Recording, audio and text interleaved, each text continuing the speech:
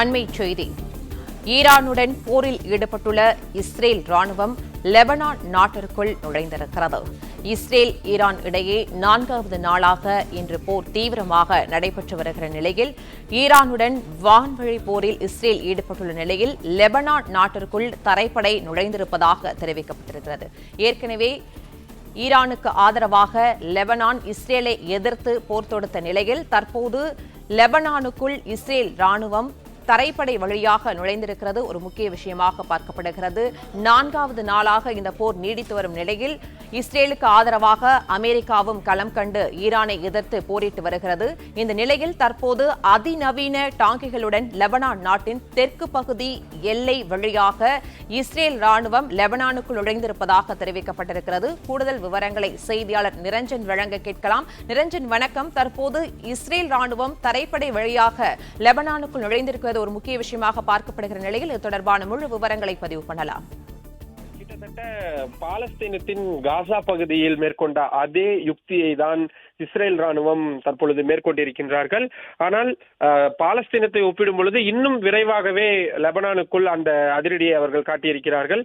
Lebanon நாட்டிற்குள் Israel ராணுவம் தனது தரைப்படையை தற்பொழுது உள்ளே அனுப்பி இருக்கிறார்கள். மிக முக்கியமாக அவர்களது அதிநவீன ராணுவ டேங்கிகள், காலாட்படையினர் மற்றும் அதிநவீன வேகமாக இயங்கக்கூடிய ஏவுகணைகள் உள்ளிட்டவற்றை தரை வழியாக அவர்கள் எடுத்துச் சென்று கொண்டிருக்கின்றார்கள். அதுதான் மிக முக்கியமான விஷயம்.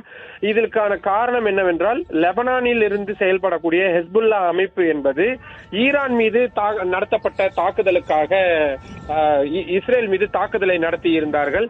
அதற்கு பழிவாங்கும் நடவடிக்கையாகத்தான் தற்பொழுது இஸ்ரேல் ராணுவம் லெபனானுக்குள்ளும் நுழைந்திருக்கிறது. ஒரே நேரத்தில் ஈரான், லெபனான் என்று 2 நாடுகளையும் குறிவைத்து தாக்குதல் நடத்தி வருகிறார்கள்.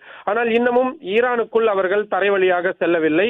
ஆனால் லெபனானுக்குள் சென்றிருக்கிறார்கள். ஏனென்றால் ஒப்பீடு அளவில் பார்த்தால் ஈரானை ஒப்பிடும் பொழுது லெபனானிடம் அந்த அளவிற்கு அதிநவீன ஆயுதங்கள் என்பதும் கிடையாது. கிழக்கு பிராந்தியம், அதே போல தென்மேற்கு பிராந்தியம் உள்ளிட்டவற்றில் ஹெஸ்புல்லாவுடைய கைகள் தான் ஓங்கி இருக்கிறது. அங்கு இருக்கக்கூடிய அரசியல் குழப்பங்கள் என்பதும் அதிகமாக நிலவக்கூடிய பிராந்தியமாகவும் அவை இருக்கிறது. எனவே அந்த இடத்திற்குள் நுழைந்தால் ஹெஸ்புல்லாக்களை அழிக்கலாம் என்ற அடிப்படையில் தான் தற்பொழுது இஸ்ரேல் ராணுவம் உள்ளே நுழைந்திருக்கிறார்கள். கடுமையான உயிரிழப்புகளும் பொருட்சேதமும் ஏற்படும் அபாயம் என்பது ஏற்பட்டிருக்கிறது. பின்வாங்க போவதில்லை. ஏனென்றால் தரைப்படையை உள்ளே அனுப்பிவிட்டார்கள் என்றால் அந்த அவர்களது இலக்கை முடிக்கும் வரை இஸ்ரேல் பின்வாங்க மாட்டார்கள் என்பதுதான் மிக நிதர்சனமான உண்மை. ஏற்கனவே இஸ்ரேலுக்கு முழு பாதுகாப்பையும் முழு ஆதரவையும் அமெரிக்காவும் கொடுத்து வருகிறது. ஆயுதங்களையும் கொடுத்து வரக்கூடிய சூழலில் லெபனானுக்குள் நுழைந்திருக்கக்கூடிய இஸ்ரேல் இனி அடுத்தடுத்த மணி நேரங்களில் என்ன செய்ய இருக்கிறார்கள் என்பதுதான் மிக முக்கியம். இஸ்ரேலின் ராணுவ டாங்கிகளை தாங்கக்கூடிய அளவிற்கான கட்டமைப்புகள் என்பது ஹெஸ்புல்லா அமைப்பிடம் அந்த அளவிற்கு கிடையாது. ஆனால் அதை எதிர்பார்த்துதான் அந்த அதிரடியை தொடங்கி இருக்கிறது இஸ்ரேல். பிளே ஸ்டோர் மற்றும் ஆப் ஸ்டோரில் இருந்து பாலிமர் செயலியை QR கோடு மூலம் பதிவிறக்கம் செய்யுங்கள். செய்திகளை உடனுக்குடன் பெறுங்கள்.